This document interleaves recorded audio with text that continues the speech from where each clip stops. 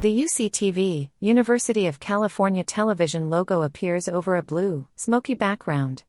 Text, www.ucf.tv.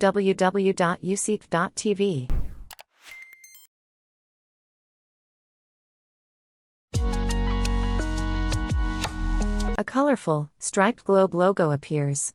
Text, Autism Tree Presents Global Neurodiversity Conference, November 7, 2025. Presented by Platinum sponsor, the Epstein Family Foundation.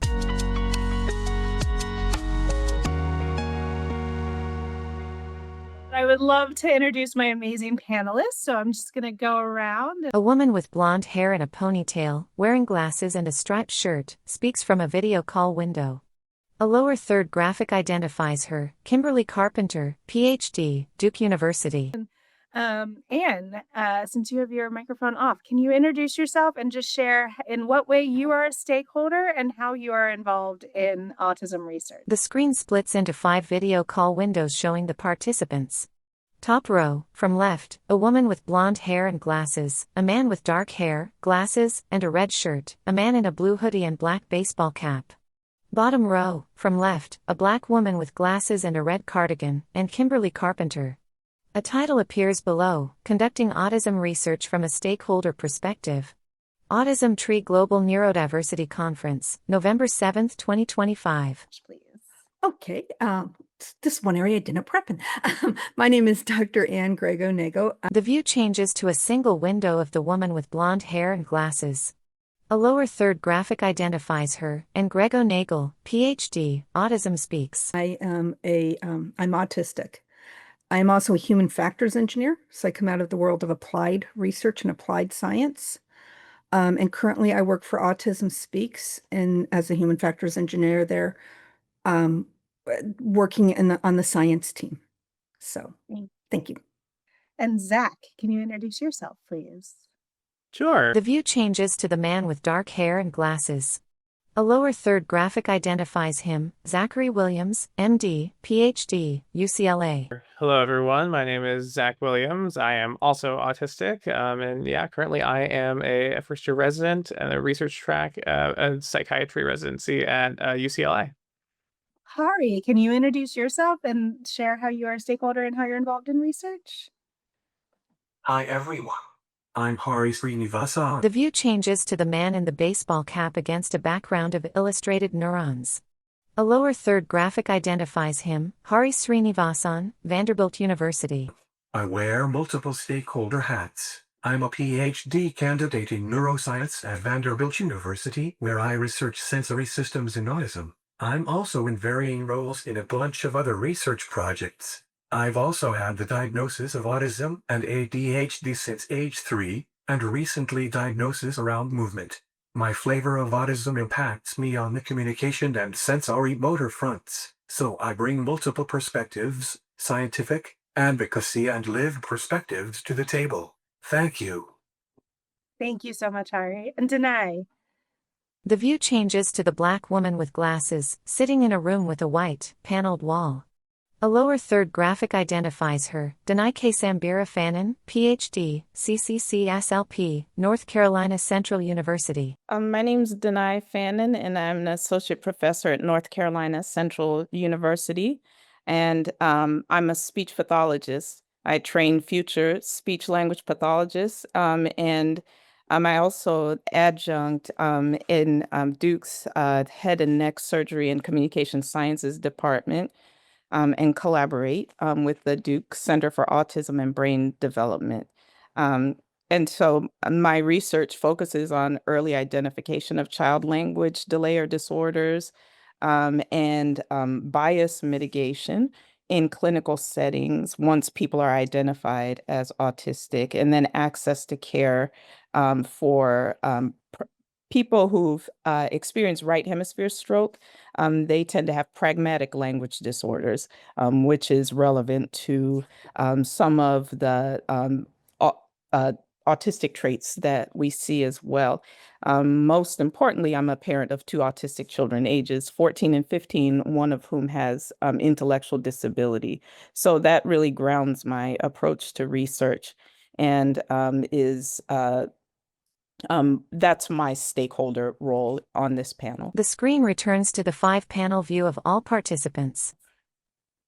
Thank you guys all so much. I'm so excited.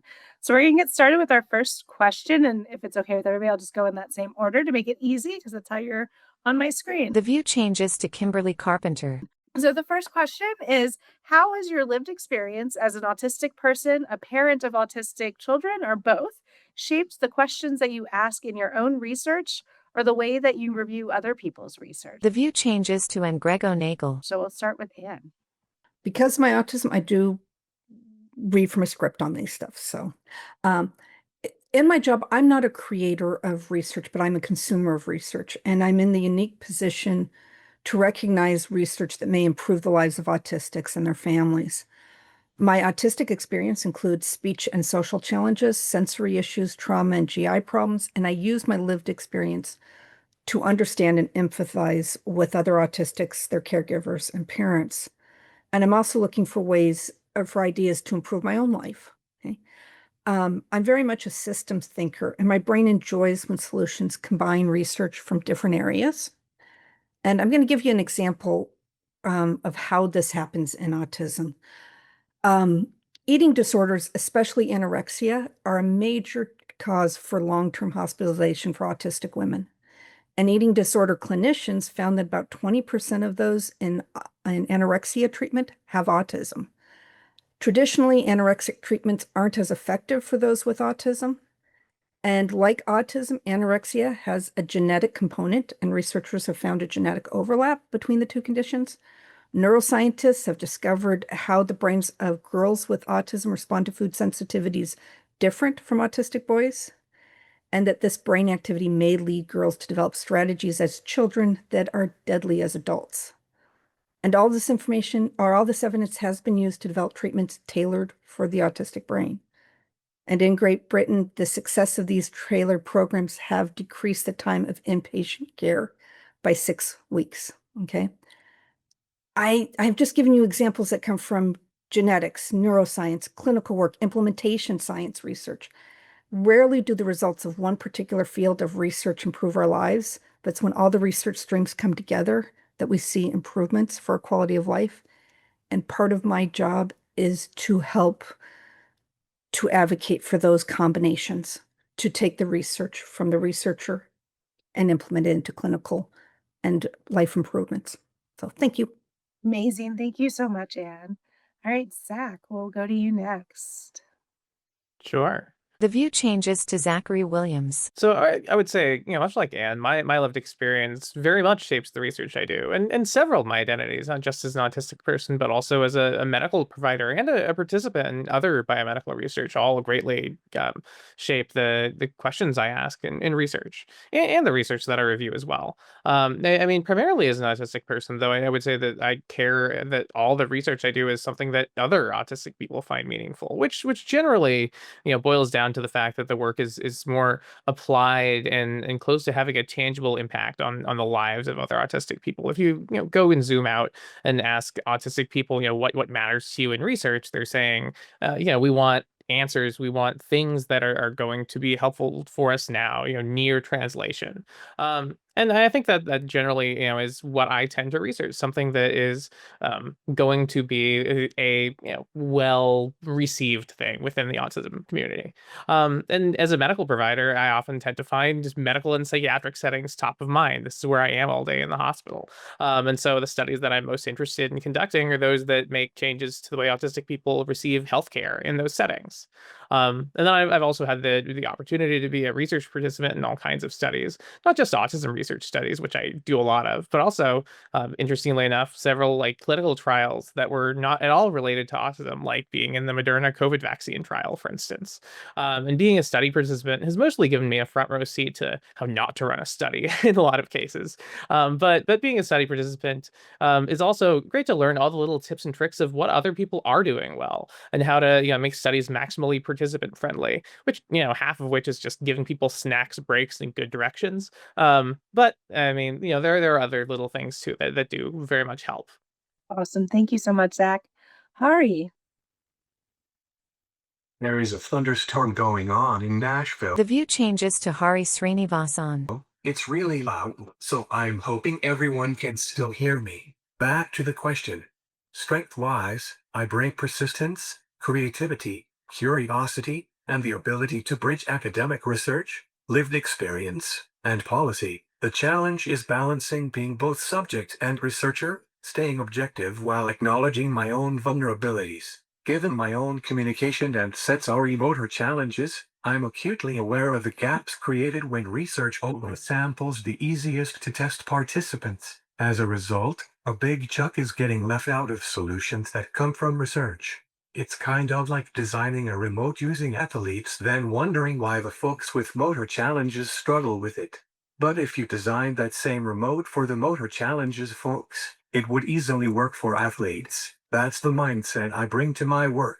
Broad inclusion so science represents the full autism spectrum, not just the most convenient slice. So solutions coming from research benefit all. As a graduate student, my academic research focuses on areas that align with my research lab. But beyond that, I try to contribute in small ways to nudge other areas forward, like on collaborative projects, on advisory boards, nonprofit boards, by writing. Coming to the second part of the question, how I evaluate other research. Bottom line for me is translational value. There were approximately 11,000 papers on autism published last year. We are drowning in research papers, but how many actually added to improving autistic lives? In peer reviews, I'm also seeing a tendency to rebrand old ideas with clever new labels. I'm increasingly seeing terms like kinder, gentler, or neurodiversity affirming attached to almost every study, which seem more marketing lingo than meaningful innovation. Substance must come before style or volume. A lot of research also sits in theory, which is nice at an intellectual level, but autistics need solutions. And too often, research takes forever to make it out of theory. CBT, for example, has been around since the 1980s, but took decades to make it out as a real-world practice. Thank you. Thank you so much, Hari. And we could not hear the thunder, so all was well. Deny. The view changes to deny K. Sambira Fanon. My experience as a parent shapes my questions because I'm always thinking about the practical outcomes and real world accessibility, quality of life. And all of this can be done with basic science. I review a lot of journal articles and trying to pull that out of the authors, I think is really important because as a parent of autistic children, I read a lot of articles and I'm like, I know what you're getting at is important, but who cares? you know, I don't right now until you tell me. And of course, I will give them the language, to make it so that we will care, people at, consumers of their science. So I'm really, uh, involved in definitely trying to make or help science, basic science matter or be useful for people, and not just amongst the, thousands of articles that Hari talked about. Um, so having that lived experience of wanting to improve the lives of my children is uh that plus working in research allows me to see the nuances and systemic gaps um um, it, it, when I'm trying to balance, my lived experience, advocacy for autistic people with objectivity, it can sometimes be tricky. Um, but and in those cases, I'm always trying to check for my unconscious bias and navigate, what I think is really important when these research methods or research findings and or policy progress is really slow. Um, but it's I think I'm definitely invested in continuing research with human participants and um, across, with the more challenging to collect, as far as data is concerned, populations, ones with intellectual disability, ones with communication disorders, ones who who are non-speaking.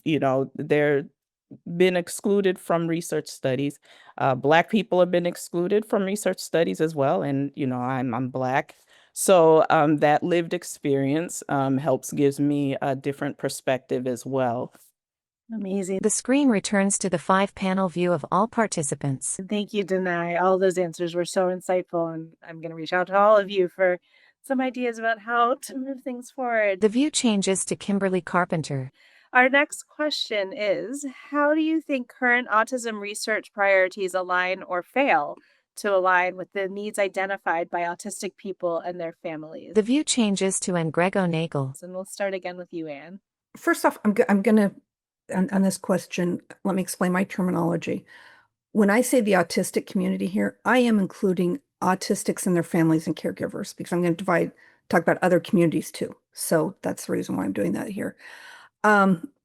This group, the group of the autistic community, their priority is quality of life in all dimensions of life and accessibility. And autism researchers' priorities vary. Clinical and applied researchers, which include your medical and your treatment providers, are pretty closely aligned with the autistic community. Okay. The autism science community, which often includes geneticists, neuroscientists, and now data scientists, they are judged on generalizable results that impact the whole community. So they're looking for something that links me to a 5-year-old kid. Okay. And our situations might be very different, but they're looking for the thing that runs through both of us often. This group is measured by publications, grants, and intellectual property created. And the quality of life issues may not be very important to them. Or they might be very important to them. Okay. But it's not always but those aren't going to get them tenure or a big grant. Okay. For many basic researchers, the quality of life issues just aren't visible to them. The further a researcher gets away from working directly with autistics and their families, the less they may understand the priorities of that community. And I review a lot of grant applications. That's primarily what I do for various agencies. And reading these applications can be really depressing because the goals of certain fields is to find something wrong. And their solutions are never solutions that are going to help me. Their solutions are to create more research. Now, when I ask for examples of research that doesn't align with our priorities, I'm usually given social and psychology research that uses college students as subjects, okay? And please remember that most of that research that involves college students is often self-funded research from graduate students or junior faculty at universities without a large autism research infrastructure. And using this subject, using college students and covering, is usually very affordable research for these people trying to get their degrees. We need this research not necessarily to improve our lives, but to help train students to become researchers and clinicians. Okay. And I often hear the complaint that research is not improving our lives, and that is understandable. But you also have to understand, too, that there's another community, and between the researchers and the autistic community sits the autism treatment practitioners. And we do have some amazing research that's come out in the past 30 years. But if treatment centers are unwilling to adopt the newest evidence-based practices, that research can never really improve an autistic's quality of life. Now, I am hopeful because I'm seeing research impacting treatment in Europe and Australia and Canada and even Africa. So we're beginning to see it being done regularly in other countries. So in other countries, they often discuss autism using the Autism Plus model, where they take co-occurring conditions. They do not lump co-occurring conditions into the definition of autism. So it would be autism plus GI issues, autism plus intellectual disability, autism plus anxiety. And by that way, by also looking at that way, hopefully we will not have as many people left out of research by actually focusing on what we're doing. And this has really allowed communities to go beyond causation and blame and more toward accessibility, better treatments, and especially pain relief, especially if you know kids who have GI issues. Oh, that's pain relief. So thank you. Thank you so much, Anne. Zach. The view changes to Zachary Williams. Yeah, I mean, this is fairly similar to Anne's response, frankly, but yeah, as I mentioned previously, I mean, autistic people are most interested in research that results in near-term benefit. And again, this is improved supports or services or improvements in quality of life for autistic people who are alive today.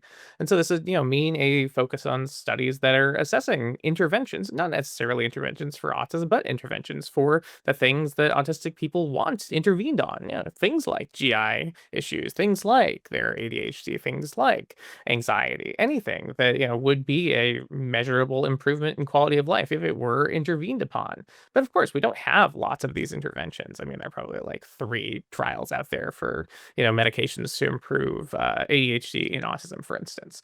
But again, we want the resources to have more trials for these things. And of course, are the funds being diverted to that? No, not really. And again, we have much of the money on autism research spent on, other fields.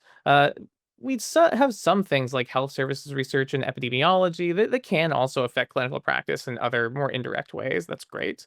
But even more of that is spent on things like clinical translational neuroscience research, descriptive clinical association studies, genomics, animal models, multi-omic group discrimination, some of this data science stuff, deep phenotyping. All of this provides, less value from a community standpoint. It's not to say it's bad research per se, but if we want money going to making autistic people's lives better, then this just may not be the right way to do it. And especially if it's a zero-sum game, which it is because funding just, can't be spent in 2 places at once. Oh, true. Thank you, Zach. Hari. The screen returns to the 5-panel view of all participants. Autism research makes progress on many fronts. The view changes to Hari Srinivasan. And when I say many, I mean it's vast. We need work on communication, sensory processing, and executive functioning, on brain and body domains such as mental health and co-occurring conditions, on biomedical areas like pharmaceuticals and underlying health physiology, on lived support needs including education, employment, and daily care, on systemic influences such as policy and participation, and on technology, from assistive tools to artificial intelligence. Yet priority seems conflicting of this range. Social research gives the illusion of underplaying the importance of biomedical advances, while biomedical research seems to remain stuck in theory or animal models, with no clear path to real human health outcomes. Meanwhile, we spend too much time debating which autism subgroup is growing fastest, who deserves attention and resources, whose voice is loudest, and which treatment can best monetize disability. And we get stories of extremes. Superpower ignores the harsh realities of the most impacted. Total deficit and misery sees no path to solutions, and segregation often becomes the easy answer, an echo of the ugly laws. When disabled people were not allowed in public so society didn't have to confront its failures, a 19-year-old is treated like a 91-year-old, boxed up in a care facility till they die. In the meantime, we add confusion by introducing new diagnostic terms every decade, as if reclassification alone could solve those issues. Motion is not movement, but both strengths and challenges can coexist. We must support autistic strengths by opening more doors of opportunities. But we must also find real solutions to the challenges of the more impacted so that they too can approach those doors of opportunity, instead of being always locked out. Yes, ideally we need the competing groups to acknowledge their interdependence and work together rather than treating their goals as competing priorities. That day will come. But what we forget is that collaboration and shared responsibility within the autistic community itself can move the whole field forward. Many autistics are in positions of privilege and power, in higher education, in research, and in policy. They are in a unique position, with real insights, to help build solutions that reach those with greater challenges, and those challenges often span both social and medical fronts. Progress for some must and can become progress for all autistics. Thank you. Thank you so much, Hari. The screen returns to the 5-panel view of all participants. Danae. Yeah, everyone said a lot of what I would have said, and I wish that there was The view changes to deny Sambira Fanon. um, uh, two things could be true at the same time. So we do need the the basic science, but and it shouldn't be that something is prioritized at the detriment of this, quality of life, um, you know, supports for daily living type research, but we know that's not how the funding dollars work necessarily. Um, but I think, across medicine, I mean, I would like to see considerations for autistic people um, integrated into these studies. In a class that I took last semester on implementation science, we were talking about advances in blood pressure medication, and the professor asked what types of questions should researchers be addressing at the implementation level. And I said a question would be for those patients with ARFID, so the avoidant restrictive food intake disorder, or people who physically can't swallow the pills. So as speech pathologists, we work with dysphagia. So that's a swallowing disorder that you could get for many reasons, but a lot of time it's dementia, degenerative diseases, but also, your child with ARFID who will not take pills. What alternate methods of medication delivery are there? Is there an injection, a patch? And my professor said of all his years of teaching, no one had ever brought that up. And I was really surprised about that. But, that's because they have one speech pathologist in the class. But that's the whole purpose of these interdisciplinary teams, right? And perspectives from stakeholders, people on the research teams who are autistic and think about um, things that parents like me think about every time we go to the doctor. Is she even going to be able to take the medicine? Um, so, I think across all of the co-occurring conditions that can happen with autism, it would be nice if medical providers and researchers were thinking about that as well. The screen returns to the 5-panel view of all participants. Thank you so much, Janai. That's so true. All righty. The view changes to Kimberly Carpenter. Our next question is, what are some best practices or tools that you wished more autism researchers employed in their research? So like recommendations for increasing stakeholder involvement without increasing undue burden, making changes to measurements, things like that. And we'll start with Anne. Thank you. The view changes to Grego Nagel. I'm probably not the best to start with right now because I'm also going to ask the researchers to do things. So one of the best practices would be to use autistic and family participation in the development of the research question. Okay. If we can start at the origin of the research project, we can actually address a lot of the needs of the autistic and family communities. And research is rarely viewed as a partnership between the researcher and the autistic family and communities. And when it is considered a partnership, it really strengthens the research and also makes it a lot easier on that implementation side and on the innovation adoption side. Okay. So, but we also desperately need right now from researchers is their expertise to call out bad research and misinformation. And researchers actually do this every day in seminars, but they don't do it necessarily in the bigger audience. They're very polite and very congenial. But we really need the research community to stand up to good science, and especially in like their research journals. So I work a lot in advocacy, and so I am addressing these questions daily. Unfortunately, there are a lot of bad actors who are promoting science, treatments, and technology that are not evidence-based, and the evidence is weak, the science may be non-existent, and the funding is very self-serving. And this is the community that's sort of referred to as the autism grifter community.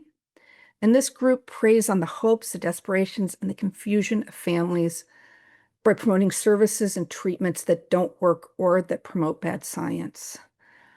And rarely do I really see people standing up to say, yeah, no, that doesn't work. And then why? And this is where the researchers also could help a lot. They really need to get better at communicating the technical aspects of their methods and the science they use. they need to be able to monitor and call out bad researchers by making it clear what are good standards. And we really need to be willing to discuss research that parents find on the internet and explain it. Okay. Autism research is very complicated and it is highly technical. And autistics and their parents and their families should not be expected to have to master all the science. So I am currently watching as research is being used to attack the community, both the autistic community, the parent communities, and researchers should have been fighting against this, against bad science and questionable long before now, and been fighting not just in their own academic communities. They do it in the academic communities, but they don't do it further out. But they really do need to communicate with the communities and advocate for better funding for things. I never saw, whenever I would go and I would stand with families to advocate for funding for research, rarely did we have researchers there. Okay. Someone just mentioned about the priorities of funding.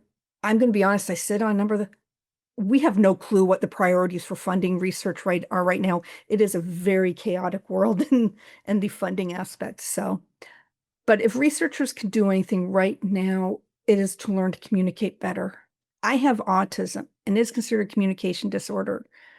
But a funny thing, when I'm with a lot of researchers, I'm rarely the worst communicator in the room. Okay? So thank you. Thank you, Anne. And Zach. The screen returns to the 5-panel view of all participants. Sure, and to follow that up, I think that I want to double down on researchers should communicate better. The view changes to Zachary Williams. This time, though, to their participants. Really, one of the things that I think that researchers could do, the best is that they need to make the research study on the whole more accessible. Cognitively accessible to their participants, their potential participants, their past participants. It will pay off to make people understand what you are doing, why you are doing it, and when you are going to be doing it. And so, that mostly means understanding what you are putting forth in your printed and, spoken materials, and then how to, understand what people are and aren't getting from that. How I usually, what I usually find most helpful is actually to explain more. You oftentimes, as the researcher who has, spent all of your time and effort on this study, just know so much more about this study than everyone around you that things are implicit, that like, oh yeah, this is what happens next. This is where you go. This is what you do. And of course, people are coming into the study not knowing any of that. So I am an over explainer, but I've found that usually, autistic or not, the participants tend to find excessive directions helpful. And you don't always need to give everyone excessive directions. But my strategy tends to be provide excessive directions optionally. Here are the directions. Then if you need more directions, click here. And then there's the excessive directions behind a little like click here for more. And that has been so helpful in my general experience because people just don't get lost as much. They don't ask me for more. They don't get confused. I mean, not that this never happens, but it just does generally make people find that they understand what I'm doing. I get thanked for my emails, which is shocking, right? But then it does make people feel like they are really in control of what they are doing, where they are going, and breed less confusion, which just makes people happier about doing the study in general. One of those things that I did actually learn from being a participant, funnily enough. Amazing. Thank you so much, Zach. All right. The screen returns to the 5-panel view of all participants. The view changes to Hari Srinivasan. The last question was the big picture. The first step is shifting from a mindset of how do we study autism to how do we make studying autism possible for everyone. This question immediately makes us think participatory research must be the solution, but we need to be honest about who is actually able to participate. Many high-support autistics were never given early access to alternative communication methodologies or technologies aligned with their motor, health, and sensory profiles.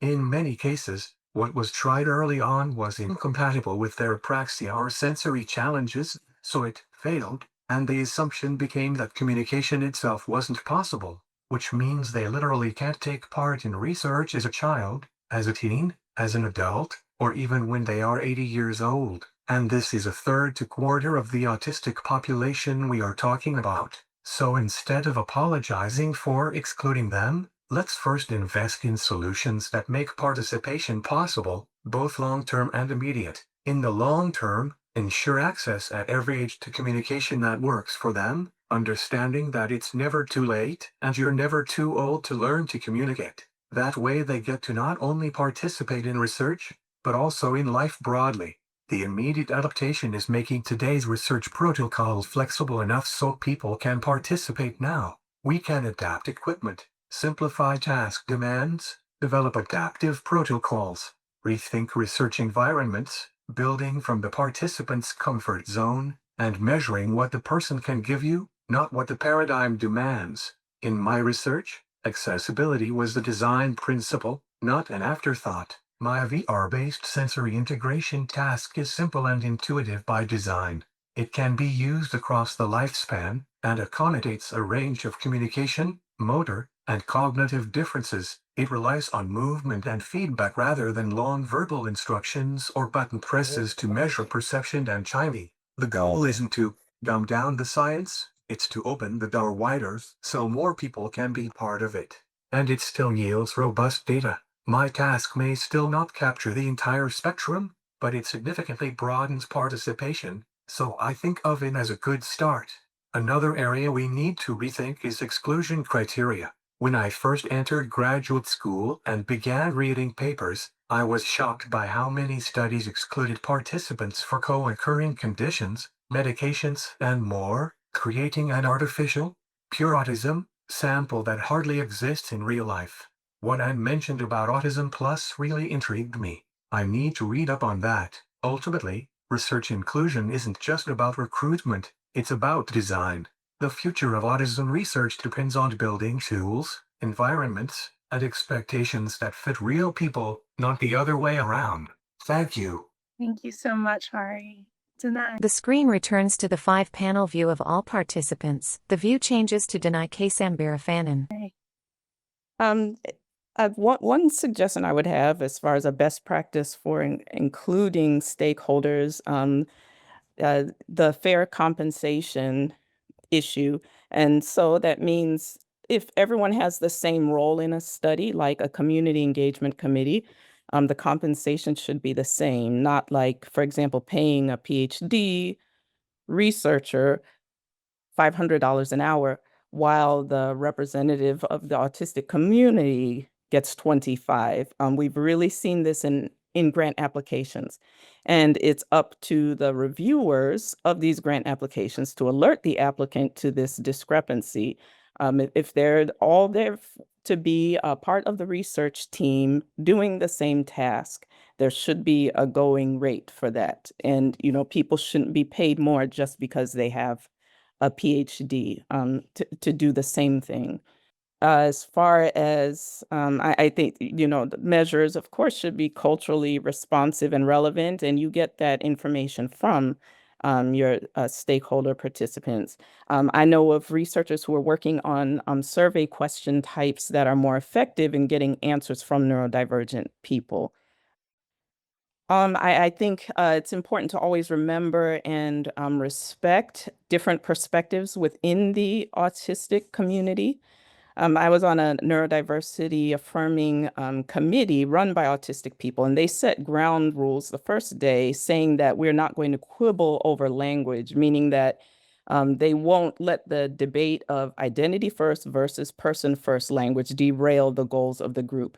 Several social justice movements have been destroyed because of infighting about minutia like that. And language is very important. I'm not saying that's not important, but I tell my students, we have clients who want to use identity first, clients who want to use person first. I personally use identity first for my children, but I'm not going to tell, a family, no, you need to be using identity first language, so as not to alienate stakeholders in your research. I think we need to truly listen to everyone that we invite to participate and realize that, even though there may be a study that says the vast majority of autistic people think this, that's I want to see who's interviewed the vast majority of autistic people, because that's a lot of people.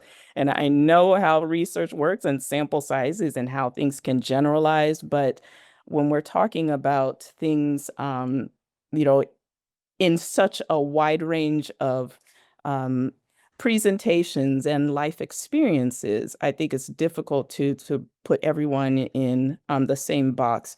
So, when we have these autistic people, family members on the same research team, we should expect different perspectives and make sure that we're respecting everyone. Amazing. Thank you so much, Tanai. The view changes to Kimberly Carpenter. And then, kind of building off of this theme, actually, how can researchers develop trust with autistic participants and their caregivers?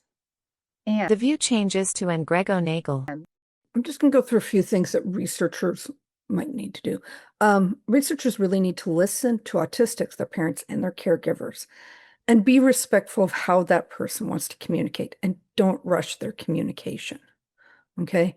That's really important, taking the time and just to listen. It is not easy as a skill to develop sometimes, but it's very important.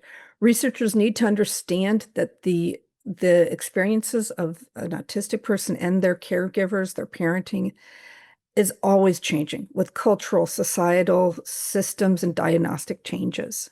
Okay. Researchers need to identify their biases and understand how much the field has changed in the past year or the past 30 years. I am floored and shocked, and I very much grade down when I see a grant application that is quoting a lot of research from the early 2000s, before 2013, when we changed the diagnostic code of autism. Okay. Because it shows me they can't define what population necessarily. So things like that, we have to adapt to what the current times are and understand how much the field has changed. One thing that I'm seeing a lot lately, I hadn't seen for a while, but I'm saying researchers need to never blame a parent or even hint that autism is somehow a parent's fault. I thought we had moved past this, but the past year I'm seeing a lot more of this, and it's very scary. And it's also very sad because we had moved past the refrigerator mom period. And so to move back into it is very, very sad for our community. And then one thing that if any of you have sat on a committee with me and we've come across a grant application like this, I will get going on it. So I'm going to try to limit my words here. But researchers need to never suggest research on an autistic child that would not be done on a non-autistic child due to safety concerns. This happens more than you would expect, especially regarding technology and wellness treatments. And it is often framed that the condition of the child with autism is so bad that it is okay to understate the negative effects of the treatment. I can go on for this for a good hour. I know Kim has seen me do that. So I'm going to leave it at that. Okay. Thank you. thanks, Anne. The screen returns to the 5-panel view of all participants. Zach. Sure. The view changes to Zachary Williams. This goes in a little bit of a different direction, but I think, for developing trust with autistic participants and their caregivers, I would hope that for a lot of researchers, there are actually people right in their vicinity that might be able to help them do that. So by this, I mean they can leverage their academic and community partnerships. Most researchers are part of academic institutions that already do things related to autism. And this means they might have an autism clinic, they might have an IDDRC, USAID, LEND program, these sorts of like disability related kind of institutional government funded programs. And maybe the researchers are or aren't hooked into those programs. But I think what they should do is lean into those affiliations or partnerships and figure out to what extent they can actually become become, members of those things, associated with those things, or just talk to the people who are running those things and get, endorsements from them, get understanding of who those people's community partners are, talk to those people, get understanding of what those community partners priorities are, get endorsements from those community partners. And, if there was some sort of conflict there, understand why. Because of course, in that case, then there may be some reason why the research that this person is doing is not up to par. Right. And you don't need to just get the trust because you're getting the trust. You need to get the trust because you're, walking the walk. And at that point, then there is some actual improvement to be done. The screen returns to the 5-panel view of all participants. Amazing. Thank you so much, Zach. Hari. The view changes to Hari Srinivasan. I feel trust starts with respect, respecting communication differences, being transparent about study goals, and sharing results back in accessible formats. But it doesn't end there. Trust isn't a checkbox. It's a relationship built on understanding, accountability, and responsiveness. Let's take Einstein's ladder of participation as a mental model. At the lowest rungs are tokenism, where autistic people are technically included, but have little real influence. It's like being asked to be on an advisory board to give your input, but then just ignoring that input. True trust comes at the top runs, where their input helps shape the research questions and they become co-creators, not reviewers at the end. It also means sharing findings in clear, usable ways. But trust also depends on what we choose to study and how we study it. Autism research has fragmented camps, the two visible ones being medical versus social, and each camp seems to view the other with suspicion. The truth is, autistic people's needs cross all of these boundaries. Many researchers end up being wishy-washy, as they don't want to offend either camp, which actually reduces trust further, from both autistic people and from families. People want researchers who can bridge perspectives with conviction, not avoid them out of fear. Building trust means having the courage to work across interests and center what truly matters to autistic individuals and their families, even if it doesn't fit neatly into one camp. Finally, trust grows when researchers meet people where they are, in schools, clinics, community spaces, or online, showing that participation is built around their realities, not academic convenience. Trust doesn't come from neutrality, it comes from integrity, from choosing relevance over rhetoric and continuing to show up even when the conversations are hard. Thank you. The screen returns to the 5-panel view of all participants. Thank you, Hari. Denai. The view changes to Denai Kesambira Fanon. I think that treating the stakeholders as colleagues is really important on the research team. And I mentioned that before as far as the fair compensation, right? Equal pay for equal work, but not just compensation, just listening to what they're saying and considering it, valuing it the same way we value all of the team members. Following through on the promises that, that will give feedback or results, I think is really important. And, just as far as if you have the luxury of having a research team, making sure that they are reflective of your participants. If you're going to be, looking for, bilinguals, right? Bilingual, Urdu speakers, you should have someone on your research team who speaks Urdu. You should have people who are from the community on your research team, because that's who they'll be interacting with, and you can do that with your the research assistants you hire to work, the students, right? Finding students who are also autistic to work on your research team to help with data collection, and to help with dissemination, to help with reviewing your grants before you send the applications in. I think there's, you can build trust with the community just by if someone walks in and realizes, oh, there are autistic people who work on this study. I think that is really powerful. Amazing. Thank you so much, Danae.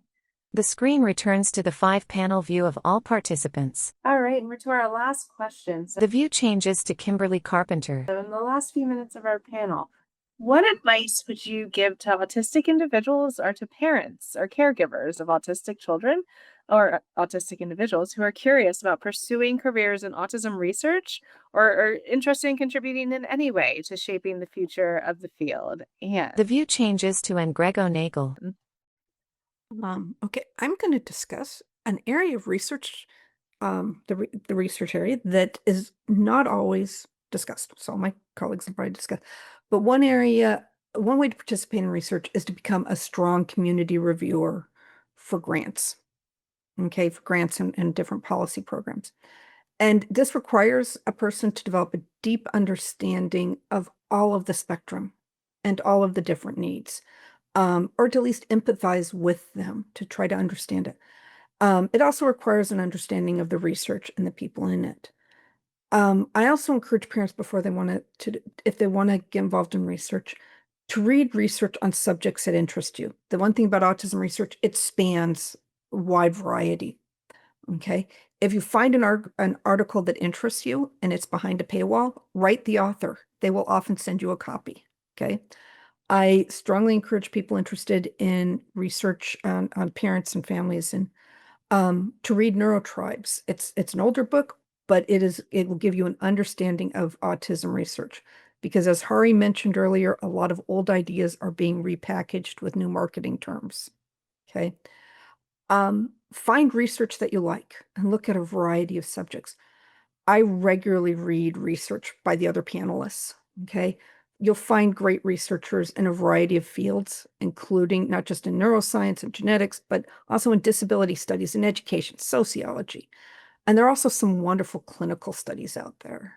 Okay. There are often very specific, research is often done in very specific areas that are not related to autism at all. The researchers might study the intersection of autism in their fields, such as criminal justice researchers studying police interactions and autistic citizens. I know that this is done in San Diego, and I've been following the Blue Envelope program for a number of years now because that's an example of a program that came from police and local communities more than it came from the autism research community. So if you can find one area that really interests you, follow it. I recently sat on an expert panel regarding neurodiverse conditions and school architecture.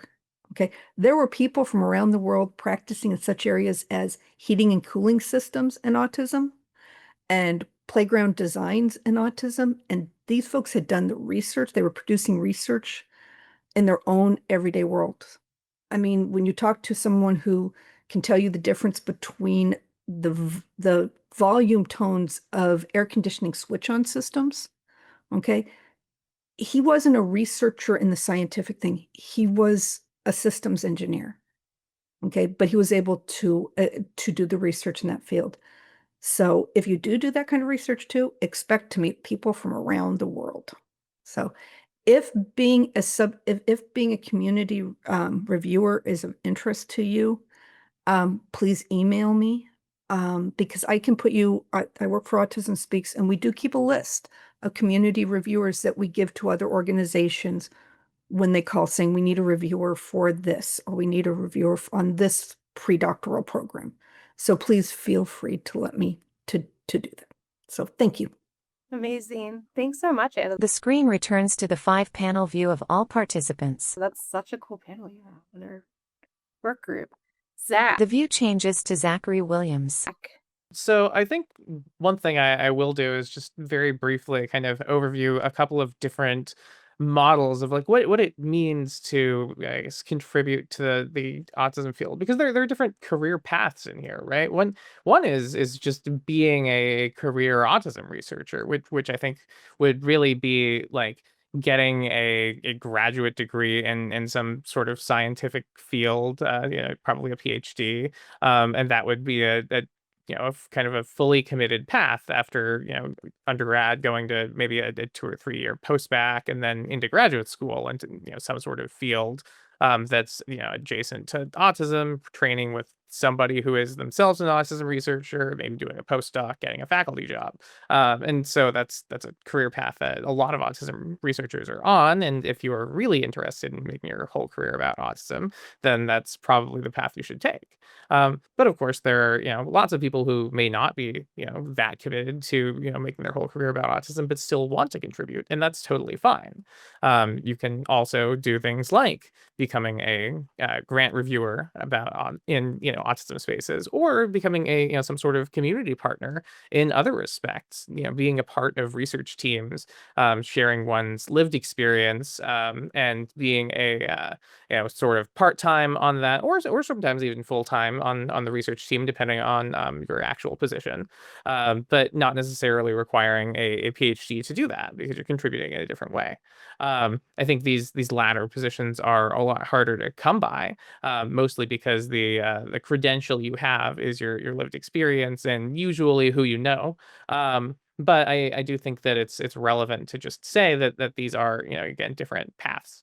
But I think the thing to know about that latter thing is how to get that is oftentimes again about networking and contacting typically faculty in your local area, or someone that for some other reason in your network, with interest and enthusiasm, saying like, here I am, here's what I am interested in, this is my background, my lived experience, and why I want to be a part of your project. And that can work. I also would recommend, for anyone who is trying to get their way into a project based on lived experience, etc. I would say that the more of a pre-existing relationship you have with the person that you're contacting, the better. So I would, if there is research to participate in at that center, participate in it. If you are a patient of that clinic, etc., that seems good. And then you are not only just cold emailing, but you are saying, as a person who has experience in this capacity already, and now I'm already trying to I guess level up my participation and now become representative of the patients of this clinic or the research participants, and be a community partner with you, and that might be helpful. But beyond that, I would also recommend that if you are trying to be someone who is being involved in autism research, not just as a primary researcher, but a community partner, you can do this at not just your local site, but any site. I think it's important to know that you can reach out to people who are doing work that you are interested in and may have, I guess, credentials in that are, that you have things beyond your autism or stakeholder status to be to have an advantage in, and that will also get you involved. Perhaps people obviously like you to be involved, for, oh my god, like this person has some reason that they would be an asset to the team. And so clearly people bring people on for that, for other reasons and other jobs. And just so remember this, these are also jobs. Amazing. Thank you so much, Zach. Hari. The screen returns to the 5-panel view of all participants. The view changes to Hari Srinivasan. My advice is to remember that change doesn't happen all at once. I often describe it as dropping pebbles in a pond of change. Each small pebble, whether joining a community board, giving feedback on study design, or pursuing a research career, creates ripples.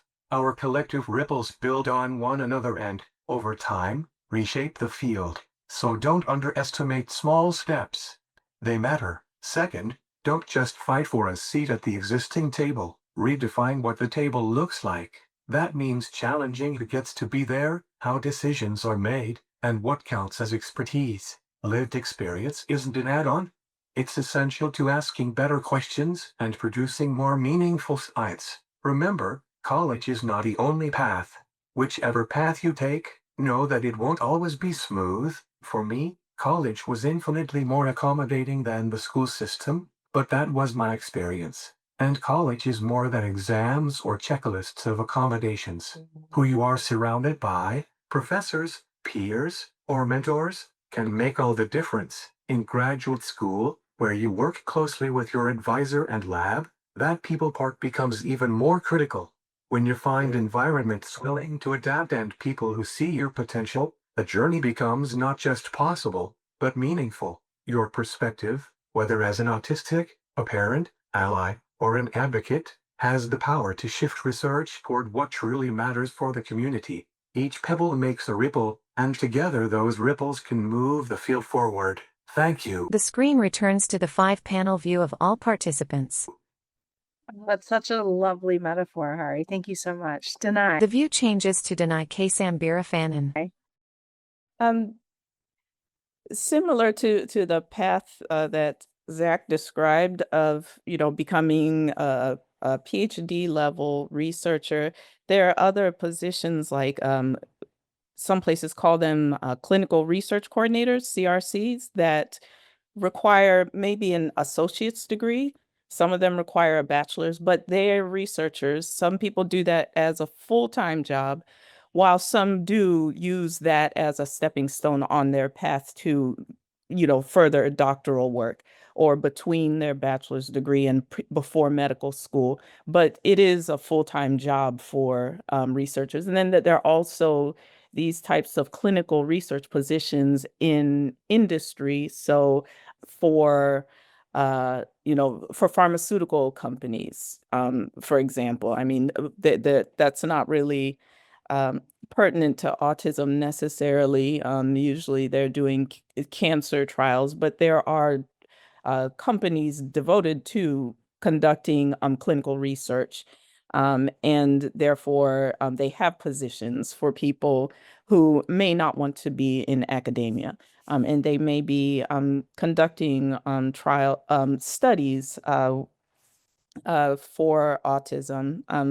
And, I also think just emailing people, after, as Anne said, reading articles, if there's a study you're interested in, just emailing faculty members, it actually helps. I've made connections by just emailing people. I think a lot of, or maybe I've just been lucky that everyone's been nice and receptive. But it doesn't hurt to email someone your interest and ask, do you have any positions, or, do you need someone to help you, to be a consultant on your study, or, community engagement board. I mean, you used to be able to say call someone, but email is probably a more effective way of getting a hold of people. The screen returns to the 5-panel view of all participants. Amazing. Thank you so much, Deny. And thank everybody for this amazing panel. The view changes to Kimberly Carpenter. I've learned so much, and I'm just so grateful to know all of you. On a light gray background, logos for Autism Tree and the Global Neurodiversity Conference appear. Text, autismtreeproject.org. A credit slide lists the presenters and their affiliations. A sponsor slide appears. Text, sponsored by the Epstein Family Foundation. The UCTV logo appears with copyright information. Text, copyright 2026 Regents of the University of California. All rights reserved.